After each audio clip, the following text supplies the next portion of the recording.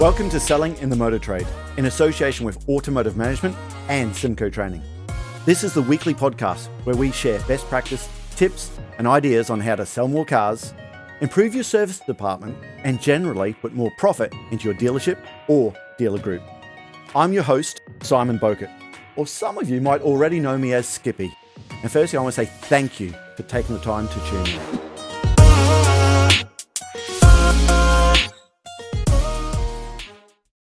Hi, and welcome back. And firstly, I just want to say thank you for taking the time to search out this podcast. With all the choices of podcasts you have out there, I really do appreciate you downloading this one. Today's episode comes from our management series. We have our sales fitness program, Managing in the Motor Trade, and this is one small segment from that. In fact, I'm going to cover some parts that I get lots of resistance from in social media. If I ever do this in one of my posts on social media, I just know that I'll get beat up after a while, okay? But let me explain it before you beat me up. And we affectionately call it Skippy's 6 Steps to Management. Now, if you know me well enough, you know they're not mine at all. I've just nicked them from lots of different places. In my career, I've always done lots of R&D. You know, research and development, or I call it rob and duplicate.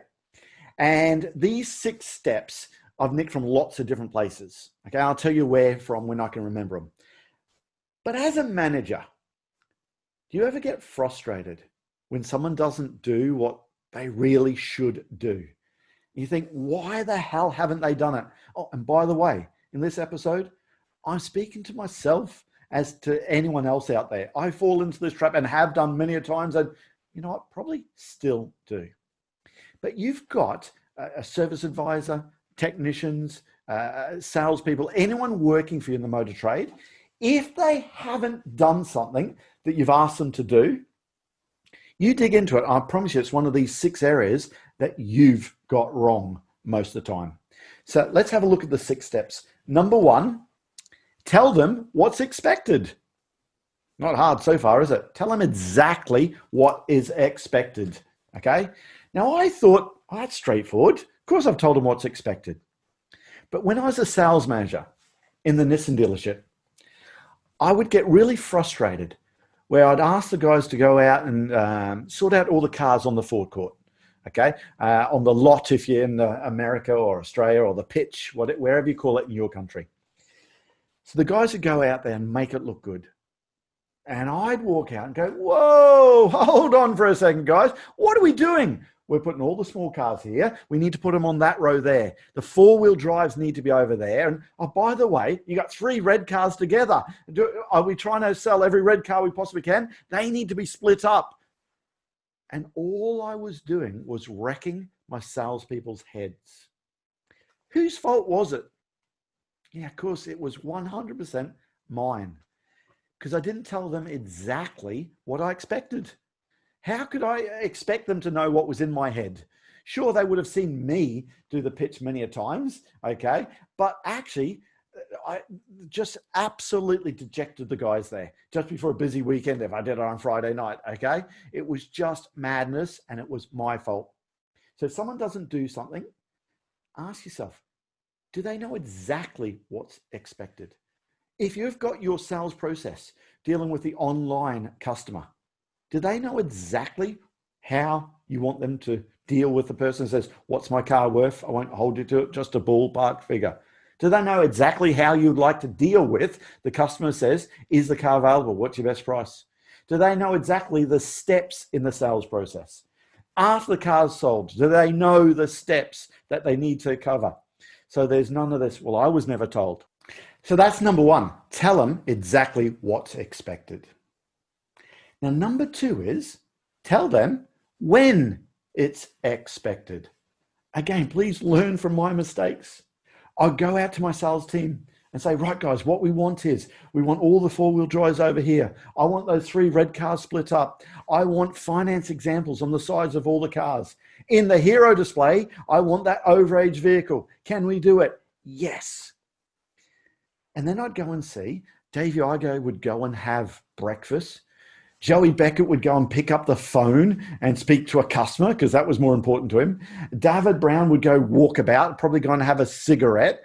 And my blood was boiling because no one was doing anything. Have you been there? But again, whose fault was it? 100% my fault. Because did I tell them when I wanted it done by? No. And if I haven't told people when I need it done by or when I wanted it done by, every person's going to prioritize their own stuff in front of yours. And their priorities are always going to be more important than yours, including going to Facebook and updating that, or having a look on Tinder to see what they can work out for the weekend. They'll do anything else other than what you've asked. So where I got wrong, I have to say, guys, we need it done by 2:00 because we've actually got Nissan, the brand manager, is turning up 3. Okay? Tell them when it needs to be done by. Straightforward so far, isn't it? Number 3, this is a biggie for me. Okay? Ask them who you want to do what's expected.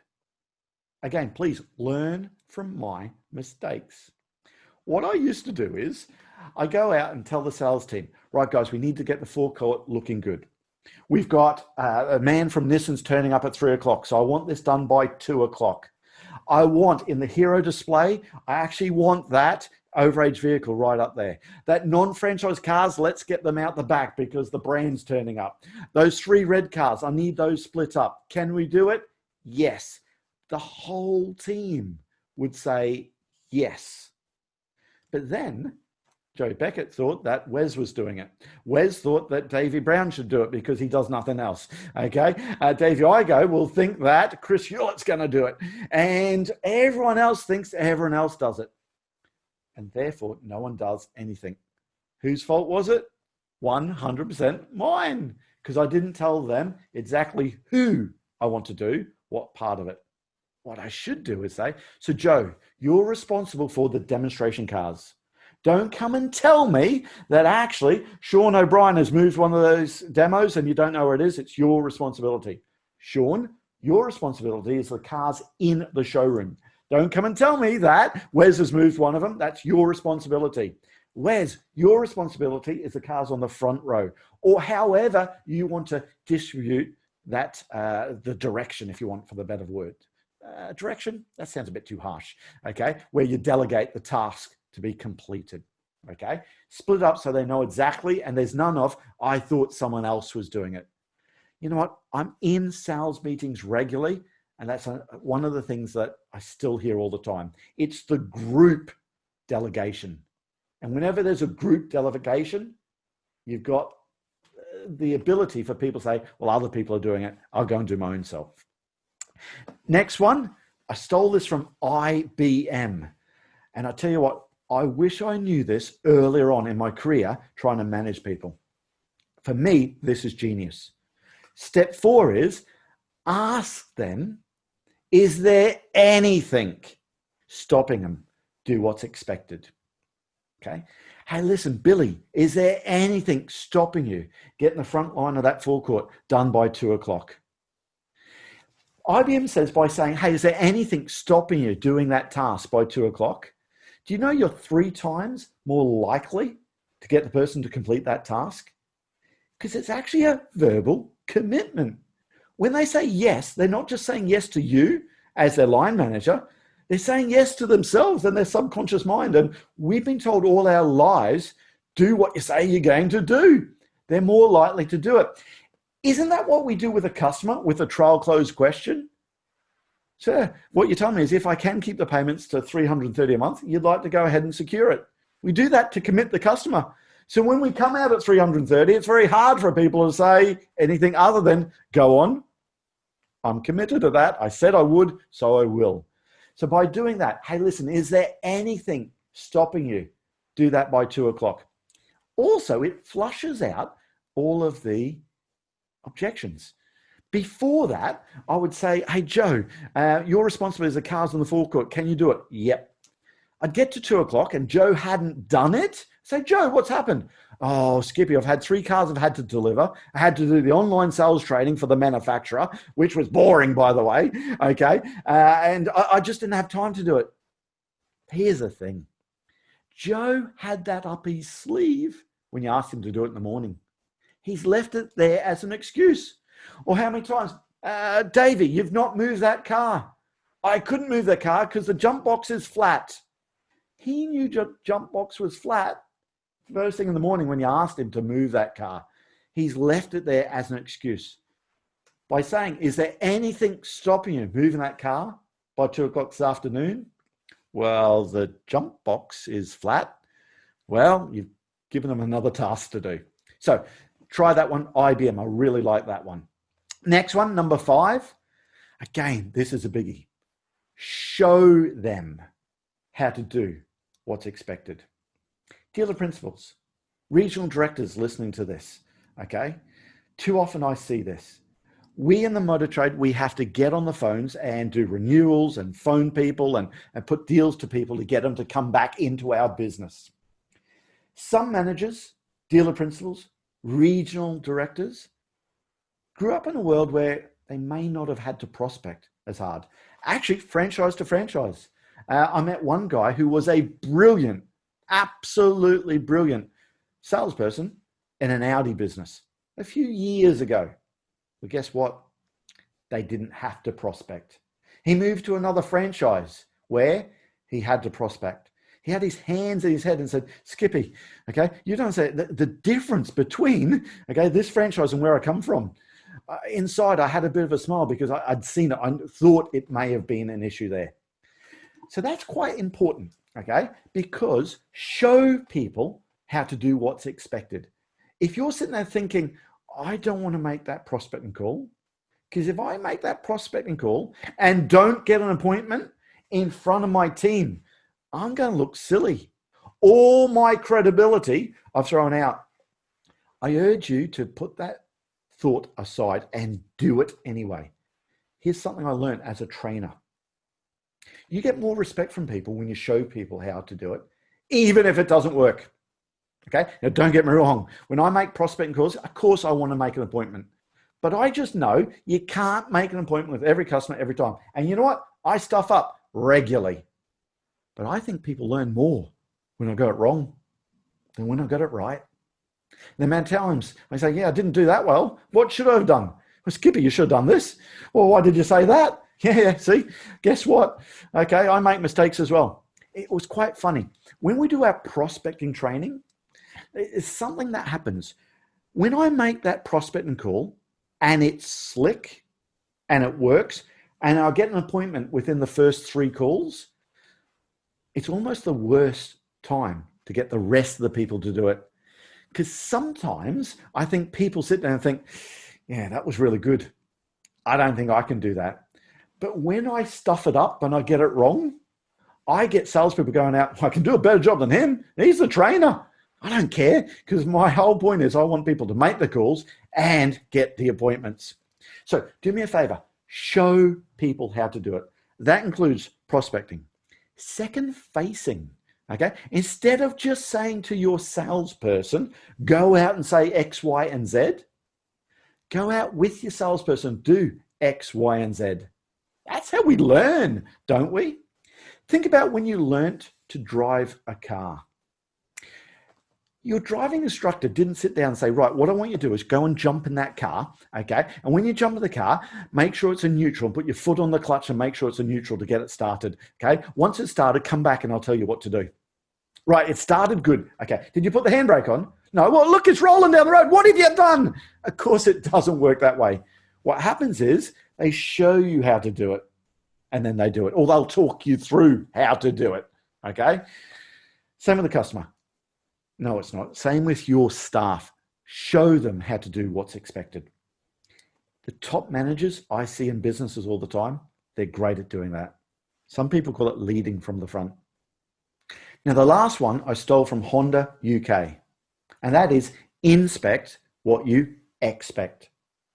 So many times I get frustrated, okay, where someone hasn't done something. I only found out when it was too late. So you've got to inspect what you expect. If you expect your salespeople to ask a certain trial close at the end of the demonstration drive, you need to inspect to make sure they've done it every time. If you expect your salespeople to follow up that customer with a same night follow-up and a video follow-up call that night, just inspect it and see where it is. Okay. If you're, I don't know, anything you want your guys to do, just make sure you inspect it. Okay. Inspect what you expect. Now, at the beginning of this episode, I said, this is the one that I get lots of resistance from on social media. So many times I get people that repost Skippy's 6 Steps to Management, and you see some of the comments, oh, that's from the 70s. How dictatorial is that? I wouldn't want to work in that environment there. And it's people that have not been through the training all the time. Now, I get that. It sounds very dictatorial. And I want to say this. It's not what you say. It's how you say it. You're not going to say word for word, you will do this like that. If not, I'm the boss. If someone's not done something, I promise you it's one of these 6 steps that you've not done, okay? But also, we're talking about getting people to do the basics that you want them to do. Let's take McDonald's. Do you think they allow people in McDonald's to cook that Big Mac burger how they want? That 17-year-old, 16-year-old kid starts on the first day at McDonald's. Do you reckon they turn around and say, hey, listen, with the McDonald's Big Mac burger, we've been doing it this way for, lots of years now. But, if you want to make it a bit different, crack on. You see how you want to do it. Not a chance in the world, okay? They'll say you will cook that Big Mac for 1 minute and 45 seconds or whatever it is. Those fries will go in the deep fryer for 2 minutes. It's not 1 minute 58. It's not 2 minutes 10. They will say you'll put 1 gherkin on. You'll put this much sauce on. They don't allow them to make that decision to start with. Now, I'm sure if they progress, there are people there who will develop the burgers and they'll change whatever. But to start with, you need to make sure that your team knows the basics of what you expect. So try those 6 steps. And actually, with the sales managers listening to this, the sales controllers, the business managers listening into this episode of the podcast, we can use these 6 steps to make sure that people have followed the process that you want. So on some episodes coming up, we're going to be talking about the 3 reviews throughout the sales process. The 3 times you can actually touch base with your salesperson to make sure you inspect what you expect, to make sure you're on track. Okay, so it's the 1st, 2nd, and 3rd review. So that about does that for now, okay? And dial into some of those future modules on how to get people to follow your process every single time. That about does it for now. That just leaves me to say that all details of this episode and other episodes on the selling in the motor trade can be found on our website, symcotraining.co.uk. Go there to get a copy of our book, Words That Sell Cars.